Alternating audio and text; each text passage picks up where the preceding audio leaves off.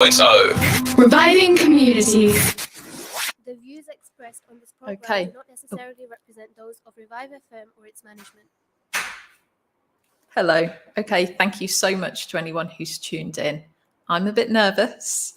I didn't realise people would be able to see me, so I'm afraid I've not dressed up for the occasion. I'm fresh off my bike, but on this very hot day. But thank you so much for joining. Yeah, I thought I'd just comment on some of the news issues. So one of them's really kind of closely linked to many of our hearts in Newham, which is the closure of Wilkinson's store. So it sounds like the buyout has fell through. So we'll be waiting, I guess, to see what the stores here in Newham are going to become. I know that there's lots of kind of concern that we're going to end up with more betting shops, low quality stores.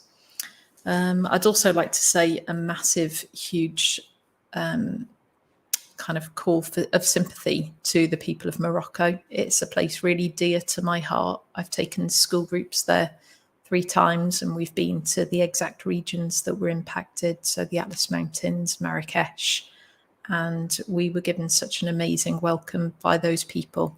We spent quite a lot of time up in the mountains, and I'm really thinking about a lot of the people that we met on those trips and just hoping that everybody is okay. So before I will comment on a couple more of those news issues in a second, but I'd just like to, for anyone who doesn't know who I am, why I'm here. So I'm one of the founders of the community group Born Everywhere Made in Newham. And we founded around 20 months ago. And we were a group of people who literally just met in Central Park in the cafe and were chatting about the area and some of the things that we were concerned about. So for me, I had grown up in East Ham and lived there until I was a young adult. And then I embarked on a teaching career and moved briefly for a few years to Barking and Dagenham and then to Hackney. And I was there until 2021 and then moved back to East Ham and actually moved back onto the road I'd grown up on. And I will be honest, I was a bit alarmed by the condition, particularly of East Ham High Street and some of the things that were going on there. My mum was pickpocketed shortly after I'd moved back, and the general condition of the street, businesses not upkeeping their shop fronts. NatWest was a really main culprit. I wasn't impressed, that this, really profitable company was showing to me quite a level of disrespect to our community, not even managing to keep the front of their shop clean. And it really spurred me on to think, if we all get together, we can begin to try and improve things. I'm a huge believer in the power of community. So what really got me involved, I guess I've been to a degree always quite involved in community action.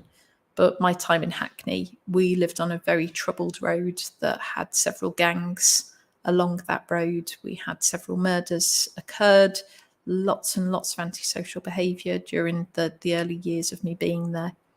And we formed a tenants and residents association that, in fact, it'd been ongoing, but we really kind of upped the ante with the TRA. And as a community, we came together, we converted a car park that had been closed off actually because of the extreme ASB antisocial behaviour that was going on there. And it was turned into community gardens, and people who probably been quite wary of each other, different communities started to come together through their love of growing. And it really transformed the area. People just got to know each other so much more quickly than they would have otherwise. People became unlikely friends. And I really saw a rapid transformation, a positive transformation. And it really makes me hopeful that if we all come together and we do all start to push for the things that I think everybody wants, everyone just wants a safe environment to live in, a clean environment. Everyone wants to feel that they belong. Everyone wants to feel a degree of acceptance. And that's what I'm really hoping the group Born Everywhere Made in Newham can help to do. We're quite a large group now, so we've got over 650 members on the WhatsApp group. Other people follow our website, which I'm going to hold my hands up and apologise, hasn't been updated as much lately as it needs to be. I'm actually still just learning to do that because the person who did our website has become super busy and is struggling with that. But yeah, it's contentious at times. You know, lots of people, we come from really different walks of life. We have different ways of expressing ourselves. And within the group, it can sometimes become quite heated. I'm going to refer this morning. We're having quite I guess, an intense debate about the use of the term third world, a term that I really dislike, but a term which is quite in everyday speak, and what the use of that term can imply. So whilst we try and keep our conversation quite Newham based, and we really push for the focus to be on identifying problems, I'm going to say, but really also trying to come to the problem, not just for the sake of moaning about it, but what's the solution and what can we do? And occasionally, you know, I guess because our borough, one of the things I absolutely love about it, I'm a geography teacher.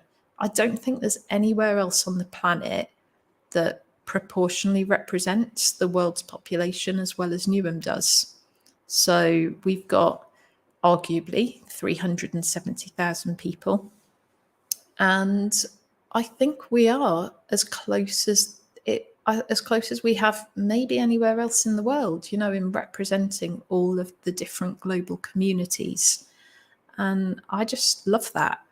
And I'm just so proud to every day be having conversations with people about far-flung places, getting insights into other ways of doing things. And I've really enjoyed recently my conversations with Actor Rayouf, a local imam, and I've really enjoyed listening to his sermons on a Friday, actually, in Central Park.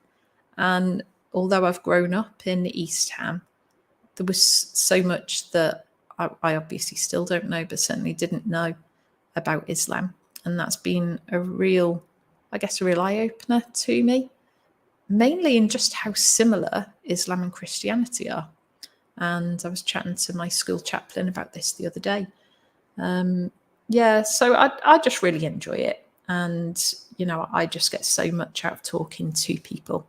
So there's, you know, for me, it's just something that I get so much out of. I'm very used to debates, getting fiery at school. And that's something, I think it's inevitable. I'm just a big believer in having those debates, and whilst trying to keep within the realms of civility and politeness, you know, I think it's better that we talk about difficult topics than that we don't. So to discuss issues of race, issues of sexuality, issues of socioeconomic divides, I think we need to have those debates. And it's I sometimes that's it, those difficult conversations, as someone rightly said this morning on the group, they do need to happen, even if it makes people feel a little uncomfortable. And I'm sometimes just trying to find that balance. We don't want people to feel upset by the debates that we have, but equally, I'm always, you know, at the end of the day, I'm always glad that we have those debates in a public forum that's as diverse as ours is, so that people can be exposed to such a range of views rather than people being quite isolated.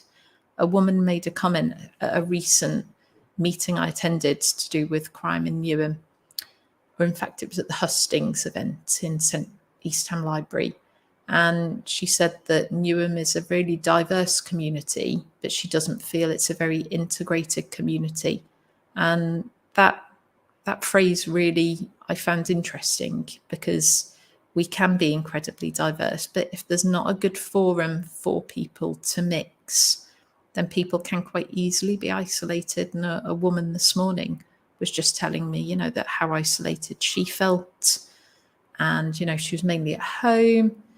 her child has just gone to school and she's felt quite, she really wants to be more involved with the community, but hasn't really felt that she could be. And to me, I just think, it is so sad, and we just need more forums for us all to get together and just learn a bit more about each other, have interesting conversations, support each other with the trickier aspects of life. So our guest on today's show is someone that I admire massively. So it's Stephen Timms, MP for East Ham. And I know that over the many years that my family have lived in the area, they've had many positive interactions with him. I remember he was supporting my mum with an issue at work a number of years ago. And we hold him in very high regard, as I know that most of the people in the area do. And I'm really looking forward to speaking to him shortly. So we've got a few questions that we're going to discuss, and we're going to base it around something that I've been encouraging on the group, which is for people to post their geography biographies. And my colleagues at work would be smiling right now if they could listen to this, because it's something I always get my students to do at the beginning of the year. And it's to think about how geography has shaped the person that we are. And that's geography at a range of scales. So the very local, which I'm really interested in at the moment, our very local geography of Newham. The national, what's going on within your country? What are the structures that might have shaped the person that you've become? And internationally, what's going on? Did you grow up during that period of intense nuclear threat? Did you grow up in the post-war period?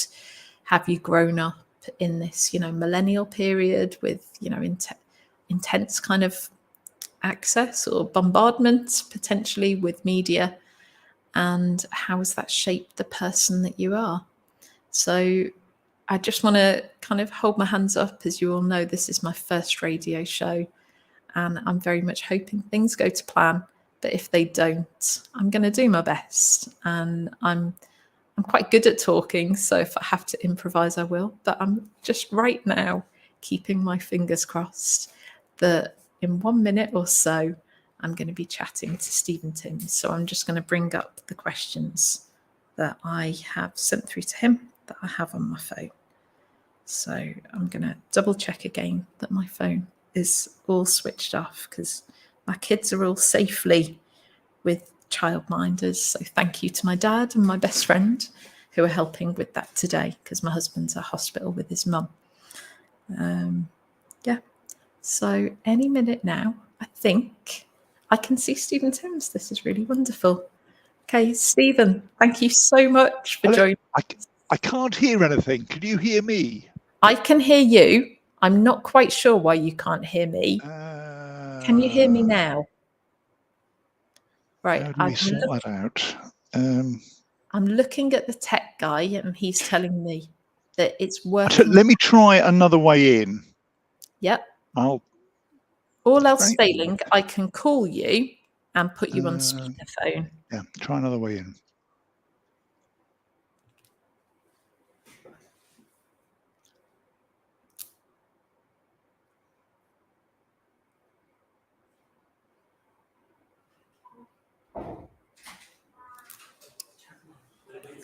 Okay. Yeah, so I'll just keep chatting. But I can call and speakerphone. So that will be another option. In fact, I'll just message that to him. I'm glad it's not only me that really struggles with technology, because that's definitely not my my strong point. So I'm just going to send a quick message now.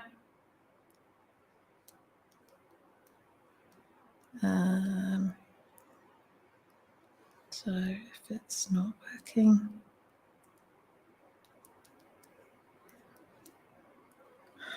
I'll put you on speaker. Sorry. Right. I can now hear you. Yay! I can. Okay. I was just messaging you to say that I could put you on speakerphone if that wasn't working. So you could hear me a minute ago, could you? I could hear you. How odd, yeah. how odd. I just couldn't hear a thing. Anyway. There we go. Don't worry, Stephen. Nearly all of my online encounters begin with either Some me or the other disaster or other. person. Yeah. It's so Yeah. rare that it just happens, and you can both see each other, you can both hear each other, and it's just one of the modern life things It that I'm is. sure absolutely everybody who's tuned in thinks is, yep, that happens to me every That's single life. time. That's life.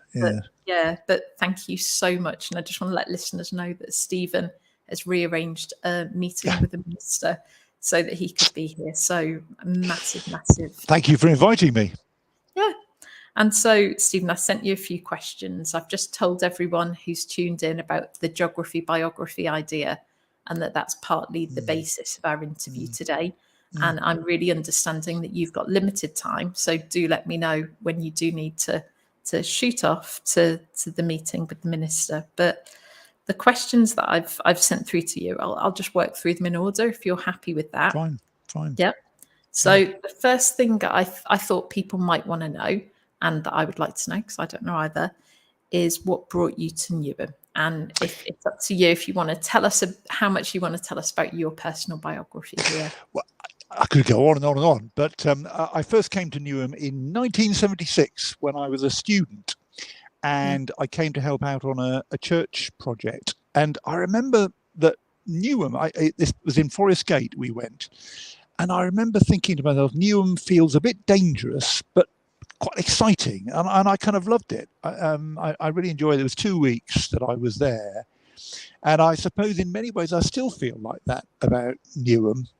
Except that I've spent my whole adult life in the borough now. It's home, and I'm certainly not going to be going anywhere else. But I originally was born in Oldham in Lancashire, grew up mostly in Hampshire, the oldest of 3 children. My mum still lives in Hampshire. I studied maths at Cambridge University. That's what I was doing when I came to Forest Gate. And after uni, I got a job with a computer company in London. I needed somewhere to live. I didn't know anywhere other than this place that I'd come on the church project. And so I rented a room in the home of one of the people who'd been involved in that, and moved in I suppose late 1978, and I joined the Labour Party. I hadn't done anything political before that at all, but I'd always been a supporter, but I hadn't done anything. So I joined very quickly. I was asked to be the secretary of the local party. After a few years to be a councillor. I became chair of the planning committee. I negotiated the original planning permission for London City Airport in the mid-1980s. And one reason I feel strongly that I don't agree with their plan to start flying on Saturday afternoons. And I became leader of the council, which I did from 1990 to 94. And at the end of that council term, the previous MP, a man called Ron Layton, sadly had a heart attack and died. I was the leader of the council, and I was chosen to be his successor. So I've been the MP since 94. I was a minister for 12 years, from 1998 to 2010. I was minister for schools 1 year. I introduced the Teach First programme in that year. I had other ministerial roles, including 1 year in the cabinet as chief secretary to the Treasury. Then we were all kicked out in 2010. I was shadow minister for employment for 5 years from 2010, and I'm now the chair. In 2020, I was elected chair of the Work and Pension Select Committee, which is my main parliamentary focus at the moment. Yeah. Okay. That's it. I think for many listeners as well, getting that insight into what's brought you here. I think the maths is I didn't realise that. That's really interesting. And also Ron Layton Way. It's most people, I guess, like most road names and building names, we don't really know where they've come from. So yeah, that was opened as a bypass for East Ham town centre just after Ron died, and so they rightly, I think, named the road after him. Yeah, and that's something me and yourself have discussed, haven't we? The idea of that being used to its full potential to try and alleviate traffic on East Ham High Street, which is mildly contentious, because I know some of the businesses are not so keen on that idea. No, But getting rid of the buses is the question, isn't it? And I think some of the businesses think that would be a problem for them, but others think, it could help. yeah. Oh well, thank you for all of that. Thank you for asking me. Our second question is your memories. So, any key Newham memories that stand out to you from your many years in the borough? Well, it's home. So obviously loads of memories throughout my adult life. But I was thinking, what would I point to? And I suppose one thing I do remember is West Ham winning the FA Cup in 1980. Not long after I'd come to the borough, but I remember cycling from Manor Park to Plaistow, and the pavements were sort of 20 deep with people all the way along celebrating. And I'd never seen anything like that again until the other week when West Ham won that European Cup. And it reminded me so much of events of 43 years previously, is it? Something like that. I remember when there used to be a locomotive works in Stratford, and I went along to an open day that they had. I mean, quite a lot's been lost, I suppose. Pubs have gone. Pubs that I can remember aren't there. I remember the old Stratford bus station, horrible concrete block place, which was windswept. And I just about remember that one. Now replaced with an altogether far better kind of bus station. Of course, I remember the Olympic Games. Looking back on all of that period, I think the Olympics for me was quite an outstanding, a fantastic summer, I thought, for the borough and and the way that the Newham very successfully hosted people from every country in the world and made everybody feel at home. But looking back over those 40-something years, it strikes me some things don't change. Lots have changed, but some things don't change. And I remember when I came on that church project in the mid-1970s, the book that I was given to read was called Asians in Britain. So even then, the kind of the way people outside thought of the area was as a place with a big Asian population, and that's, I guess, how we think of it today as well. So there are some things which really haven't changed all that much. It's and I guess there'll be small differences, won't there, in kind of the particular countries that people have come from. Yep, but and the numbers, of course. Green Street. Yeah, I cycled along Green Street, and it's just such an amazing street. Yeah, I looked in the new, well, it's not new anymore, but the department store, and I just feel like so many people need to revisit Green Street and just see the amazing transformation that. It's people travel from all over Europe actually to come to Green Street. Come and do their shopping. Yeah. Particularly for weddings, and it really is, a testimony to the amazing diversity that Newham has. I knew a man called Ahmed Dean who was the first Asian shopkeeper in Green Street, and he started up a greengrocers there in now let me get this right, it was in the 1960s he began, and at the time he told me they were all rather elderly Jewish shopkeepers, and they were very kind to him and told him where to get brown paper bags from and that kind of thing. He got on very well with them. But he ended up as a jeweler in Green Street and became very well off. But his was an interesting journey. Yeah, and I looked at the census data a little while ago. I think our current Jewish population it was for East Ham just 0.4%. Yeah. So well, I went to the closure of the last synagogue in East Ham, which was in Earlham Grove. Okay. And that's probably, 15 years ago now, something like that. But of course, we used to have a massive Jewish population. We've still got huge Jewish cemeteries. Yeah. But very, very few Jewish people. Very few. Yeah, that's, arguably underrepresented. Although That is another interesting stat. I know me and you both share quite a love of statistics and demography. I believe there's less than 20 million Jewish people on the planet, which out of 8 billion is a very small proportion. Wow, that is a striking number. Yeah. Yeah. So I'm actually just trying to do the percentages in my head, of what the global percentage is, because I am quite fascinated by this notion of Newham as really, this microcosm of the human population. Yep. And yep. I would like to, when I get a chance, sit down and really look at our population data more thoroughly. And I think I've voiced to Stephen, I've got some issues with our data. I think this is one of the problems for Newham, is that our data isn't very accurate, and there are large swathes of our population who sadly are not captured by the formal data. And I think that's definitely something that we do need to address in order to make sure that all of our communities really are catered for, and I guess simply, just are known about.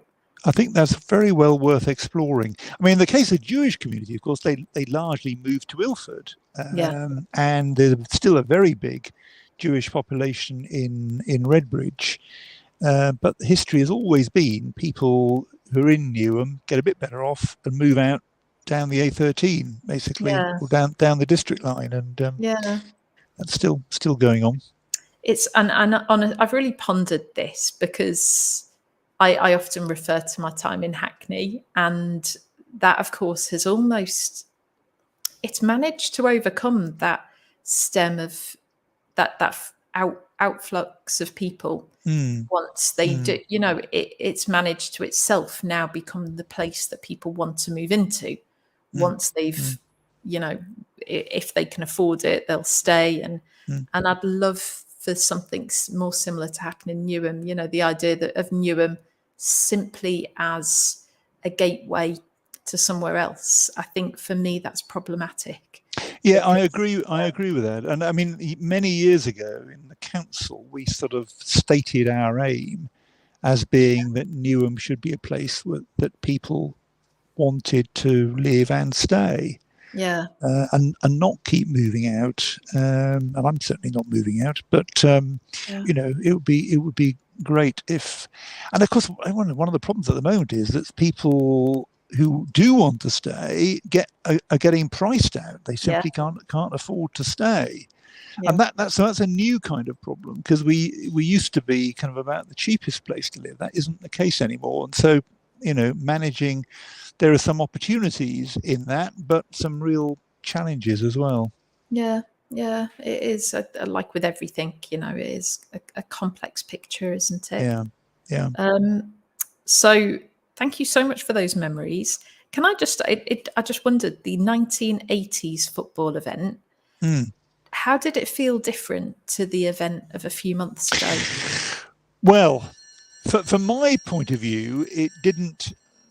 Sorry, can you hear that bell? That's the parliamentary bell going. Don't worry about it. That's a routine thing. That just means that parliamentary questions are about to begin. I'll go again in a moment. I wasn't at the football match, and I wasn't following West Ham terribly closely at the time, so I don't know really how it felt differently. What struck me though about the latest thing was that the celebration seemed to me to be very, very similar. Okay. Huge numbers of people. I noticed rightly the West Ham team coach chose to take the same route, coming from the Boleyn along the Barking Road, turn right at the Green Gate and up. It was the same. I was glad that they remembered that bit of their history. We had a struggle to persuade them, or force them in the end, to leave that statue where it is at the Boleyn, because they wanted to take that with them to Stratford. But I'm glad they remembered their history when they came to do the route. No, I agree. It would have been dreadful. That's where I was standing, actually, and I was quite glad the atmosphere for the part that I was there was lovely, and I just wondered, did it have that same?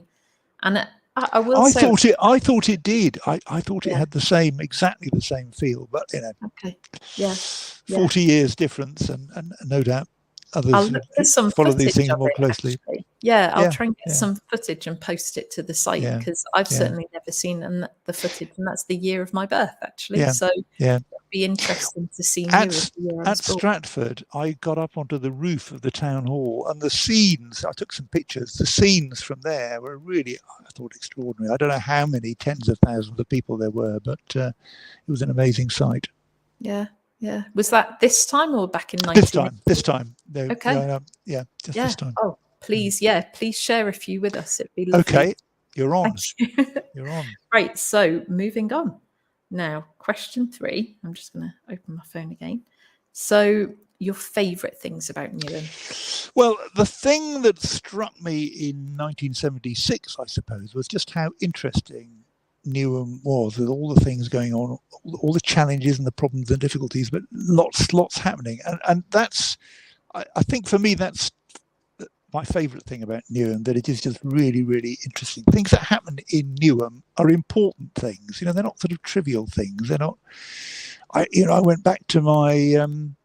I remember many years ago. Went back to my parents' home in Fleet, and the newspaper billboard had a headline which something like "Rotary Club Dinner," and but in Newham things matter. It's important, and I really enjoy that about the borough. It is, of course, very, very diverse. I think the point you were making a minute ago was, we probably are, as a population, as representative of the population of the planet as any other community anywhere in the world. I think it's quite important that no single community dominates in Newham. We've all got to get on with each other, because there's big numbers of other communities around as well. Then, of course, there is the great history of Newham. The first Labour MP was elected in Newham. The trade union movement really was given birth to in Newham. We've got some fantastic buildings from that era. So all of those things make the borough really very unique, and I think there is a lot there to be loved. Yeah. Oh, it's just someone's just posted a message, actually, saying we moved to Newham 15 years ago and are not looking to move again. We love Newham and have the best schools and colleges. Big thank you to the amazing school leaders and teachers. That's from Nazreen, so thank you. Well, and Nazreen is quite right, and that is one of the things which has dramatically improved over the last 20-30 years, that how the schools are doing. Because I do remember when I first came, according to the official statistics, we had amongst the least well performing schools in the country. I told you I was born in Oldham in Lancashire, and it used to be sort of close run thing between Oldham and Newham, which was worst. But it's nothing like that now. We've got schools in Newham that are doing a absolutely fantastic job, and I think that really augurs well for the future. Yeah. I'm really, I really do hold my hat up, to, what the work that those schools are doing. Yeah. Hold my hat off. Yeah. They're doing a fantastic job. And let me also put in a claim for credit for the government from 1997 to 2010, which I think did bring about things like Teach First and, some of the Excellence in Cities initiatives, which did enable really dramatic improvements in our schools, and not just in Newham, but very much in Newham, actually across London and elsewhere as well. And they've managed to maintain those improvements and to keep them in place. So, as you say, they've done a fantastic job. Yeah. The other really big improvement, I think, Anne-Marie, has been over employment. So, when I came and settling down in the borough, the big challenge was that the docks had closed. All the factories around the docks had either closed or were closing, and there was just no jobs for people to do. And thanks partly to the Olympics and now what's going on around Stratford and also Canary Wharf, there are jobs around, Unemployment is way lower than it was in the early 1980s, and that's been quite an important improvement, I think. Yeah. I'm just trying to think of. It's interesting because Newham does still have quite a big informal sector of people in restaurants, and I will have to go away and ponder upon like the jobs that we do have in Newham, and that might be an interesting discussion for the group. These Newham-based jobs. I'll tell you a contrast with Hackney. When we came up with the idea, and it was I sort of started the campaign for it. When we came up with the idea of the international station in Stratford, there were loads of complaints from Hackney because people thought it meant there's going to be lots more traffic in Hackney coming through to the station in Stratford. Whereas in Stratford, everybody said, we want the jobs, we want the opportunity, we want the opportunities. And it struck me that was quite a big difference of view. And I'm definitely with the Newham view on that one. And I think that station, when it eventually came, has done us a great deal of good.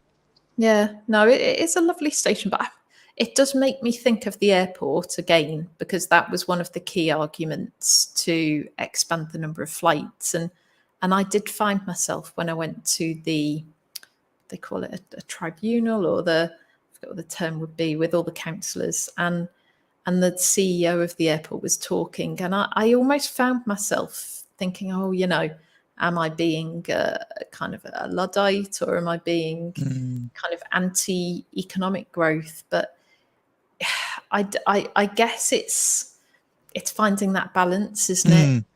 Yeah, it is a balance. I remember that Nigel Spearing, who was the Member of Parliament for Newham South, around the time the airport was being planned, came up with an election leaflet condemning the airport, and he started going around campaigning for the election.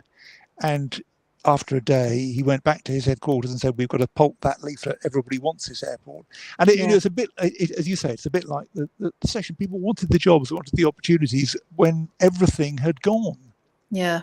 In the early 80s. So I've always supported the airport because it has provided good jobs, good employment opportunities, particularly for young people whose prospects in too many cases haven't been good. But the fundamental part of the deal when we negotiated the original planning permission was you've got to close from Saturday lunchtime to Sunday lunchtime, so that people do have a Saturday afternoon free of aircraft noise. And I do think that's a very important part of the deal, and that's why I oppose their current proposal.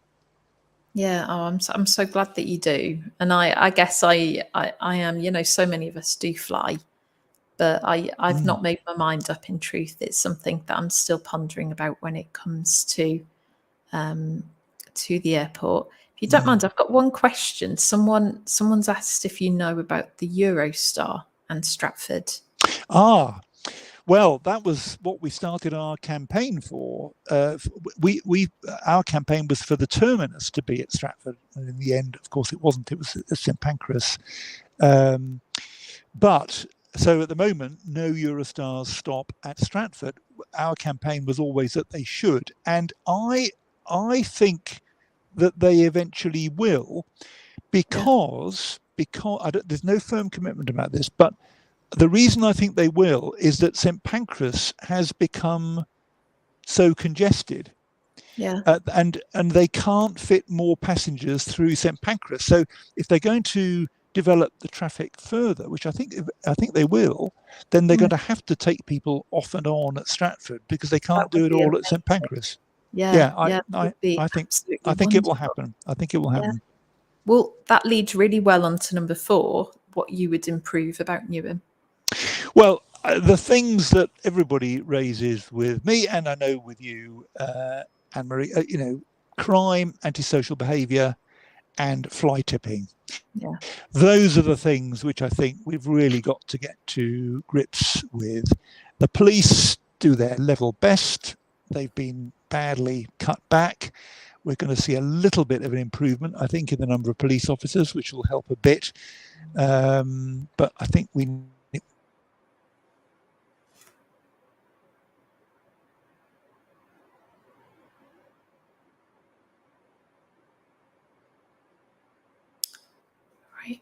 think we've temporarily lost Stephen. Right, now he's not got much longer with us. So I wonder if I can call him up.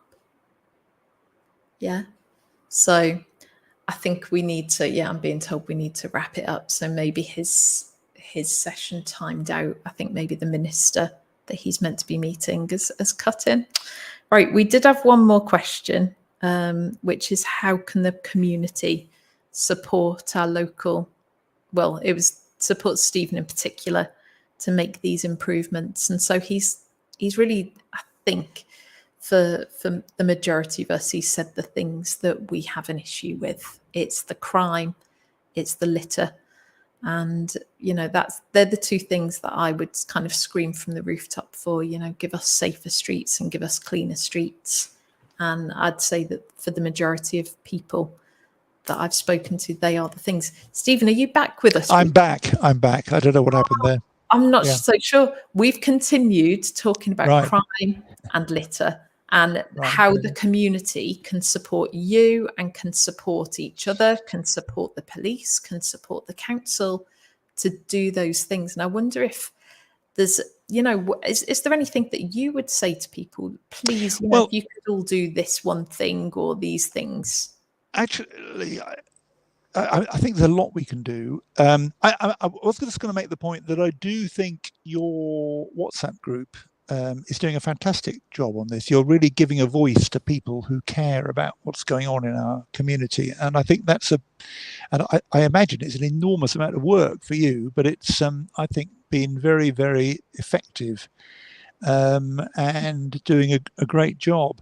That's Born Everywhere, made in Newham, a lovely name, by the way. So that I think is really, really helpful. I mean, I do think that when people see a problem, so what I was saying when I got cut off was that somebody had been in touch, and I think you may well know about this, Emma, some got in touch about what's going on in Central Park at the moment. Yeah. Quite a serious, rapidly escalated problem of drug misuse and drug selling and so on going on in Central Park in East Ham, which is a lovely park for families and children. You don't want that happening in there. And the local resident emailed me over the weekend to alert me to that. I happened to be speaking to East Ham councillors last night or Saturday night, and we agreed this needed really urgent attention. So I've written to the council and the borough police commander this morning saying, look, what are we going to do to get a grip on this? So I think when people do see problems like that, become aware of problems like that, let me know. And the councillors know as well. But I'm always keen to know and to see what we can do between us to get the resources focused on the problem and hopefully to overcome it. Yeah. Well, thank you so much. Thank you. I hope you'll allow me I'm to really say conscious of, please, you can go on as long as you want. One final thing is just to say we're going to have an election next year. Please vote for me as well.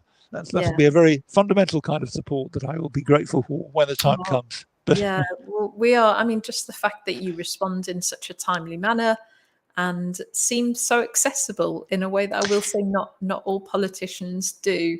Well, I love the job, Anne-Marie. I love the community. I think Newham is a fantastic place. A lot needs doing. There's always things that need improving, and always have been. It's a terrible housing crisis we've got, massive amounts needing to be done. But it's a great community. I think one of the things about Newham, I think, is that people do depend on each other in a way that isn't always the case elsewhere. And I think that makes for a strong, lively community, and it's great to be part of it.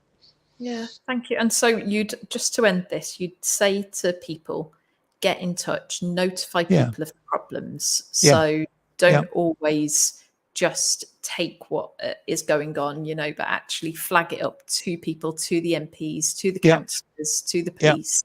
I guess that's when we lose it, when people just accept things that shouldn't be acceptable. Up. That's quite right. Yeah. Quite right. Don't leave Newham. Stay in Newham. No, stick with us. Stick with us. Fight for improvements. Yeah, absolutely. Yeah. Well, you tell me, what time do you need I've to go? I've got to go. Yeah. I've got that minister waiting for me. Thank you, Anne-Marie. Thanks everybody for listening, and I wish you well with the new show. Congratulations on it. Thank you so much. See Okay, you thanks, soon. Stephen. Bye. Bye-bye. Okay, so a huge kind of internal sigh from me that we did manage to speak to him. That fingers crossed, I guess people can hear, because we've definitely had some feedback. I'm so sorry a couple of the questions came in too late for me to ask. But one that's been raised is facilities, and the loss of certain facilities. I know, just to give you guys a bit of background, one of the key things that started me on this journey, apart from I've mentioned the meeting with people in the park, I got quite involved in the Save Newham City Farm campaign.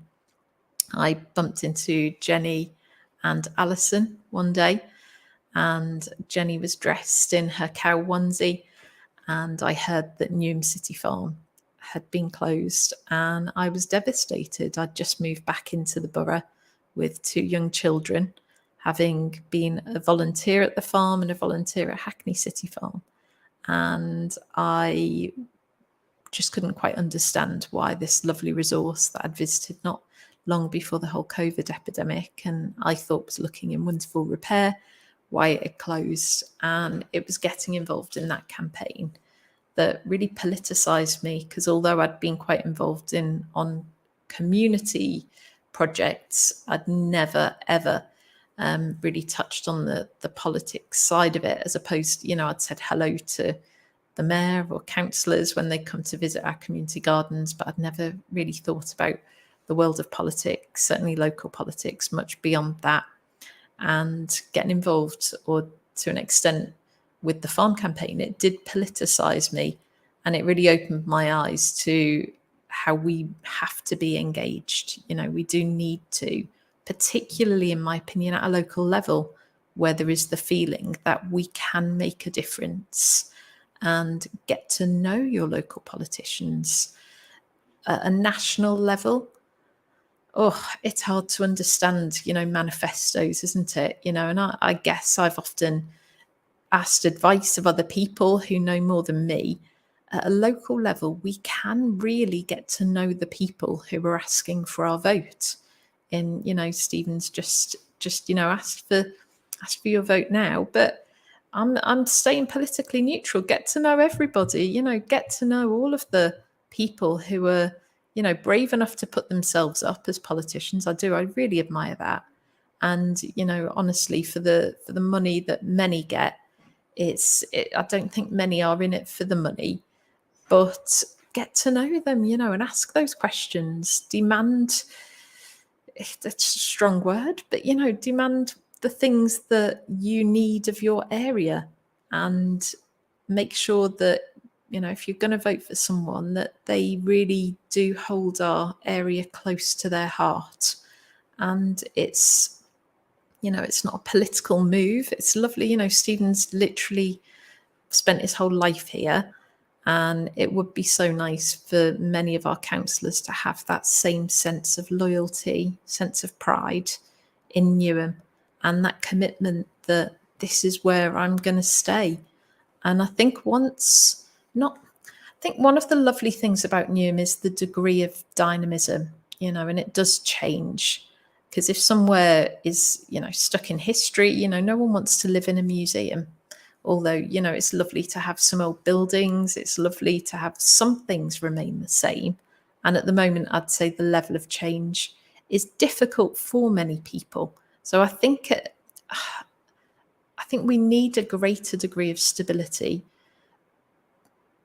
than we've got, and I think unless people, it is the crime and the cleanliness, unless people can feel safe. My worry at the minute is my 11-year-old walking to and from school on her own, being able to visit the shops on her own as I did at that age.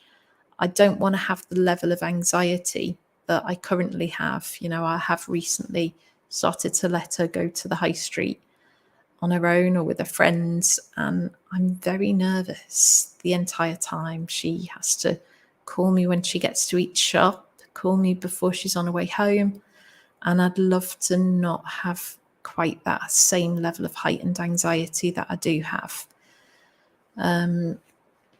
Whilst being realistic, that negative things can and do happen, sadly, everywhere. But it's, I think talking to people who've made that decision to leave our borough, these are some of the crucial things. And then the cleanliness. On that note, a massive thank you to everybody who came for the Born Everywhere Made in Newham and Central Park Residents Association litter pick yesterday that we did. We had a really good turnout despite the oppressive heat. And it was interesting walking around the park and speaking to some of the people who are in that park, for the things that, for I guess, drug use, for the street drinking. And I do reflect upon, what's led to this situation. And we are, we're a borough that has newly arrived people. And for many of those people, I guess the reason they've come to us is it's a sense of being forced to leave where they've come from. And I was discussing this in class the other day, the sense that for my family who migrated from Liverpool during that similar period of dock closure that Stephen referenced, which was even more devastating really for Liverpool, where so many people relied on that for their family's income, and there weren't nearly as many alternative opportunities as there were down here in London. And, I said to my students, for many of the migrants who'll arrive, there's almost a sense of resentment that they've had to leave their home in order to get a job, in order to have somewhere that they can see a future for their families. And I think it's not always, or maybe not enough people appreciate that, the migrant experience, be it internal UK migrants and to a greater extent international migrants, that sense that, well, I'm here because I have to be here, and actually I intensely miss home. For many people, this perception that everyone's migrated from somewhere dreadful really isn't true. Lots of the people who've come to Newham have left beautiful neighbourhoods behind, but simply places where there's not the jobs and there's not those future opportunities. And that profound sadness on top of the feeling, lost, potentially having language issues, not feeling part of the community, not knowing where to turn with this issue or that issue. One of them, the very simple thing of, well, what do I do with all my rubbish? I've just moved into this new home. The previous tenants have left behind all of these old mattresses, all of this old stuff. What do I do with it? I've not got a car. I can't get to the dump if I know where the dump is. And how does that work? And it's that sharing of information along with that kindness. We've been discussing kindness on the group a bit today, of people maybe just not knowing, be it in today's one, people not always knowing what the acceptable terms to use might be, or using some terms maybe slightly out of place or in a way that for some is distasteful, and having that degree of kindness to say, oh, you know what, I'm going to assume this person has misused that, whilst taking the time to explain to them why that turn of phrase might be offensive to others. Equally, things like litter, having that bit of kindness to understand what might have led to someone fly tipping, what might have led to someone even, depositing, dangerous things, and what's led to that situation. And actually, what can we do to support those people in our community who are often the most vulnerable, people who've become addicted to drugs, people who've found themselves living in difficult circumstances. And how can we provide a safe space for drug users? For me, that's a massive thing. I believe it's Lisbon and Glasgow that have had huge success with providing safe spaces for their drug users. When it comes to fly tipping, it's, for me, what do we need to do to encourage people to use the correct methods for disposal of these bulky items? The current system is that people are charged £20 for, I think, it's kind of one large bulky item or 6 black bags of things. Do we need to accept that for some people, maybe having to shell out £100 to get rid of all the stuff that they've come across is quite prohibitive? Do we need to put the onus on landlords? Do we need to challenge on a big level, you know, the global systems that lead to this ridiculous amount of waste? You know, challenge packaging. I always really promote the pre-loved group on Born Everywhere Made in Newham, because, you know, if we can buy secondhand more, one, it gets rid of the insane packaging that things turn up with. Two, we're not encouraging delivery, you know, more delivery vehicles. We can actually head out on foot and go and pick up whatever we want to get. So I'll share the link to that group again, because I think that's a great step forward for us here in Newham, that we do have so many people who are going to post stuff, you know, for a reasonable amount that people can afford, often giving stuff away for free and reducing all of that excess packaging, you know, rather than stuff going to the dump.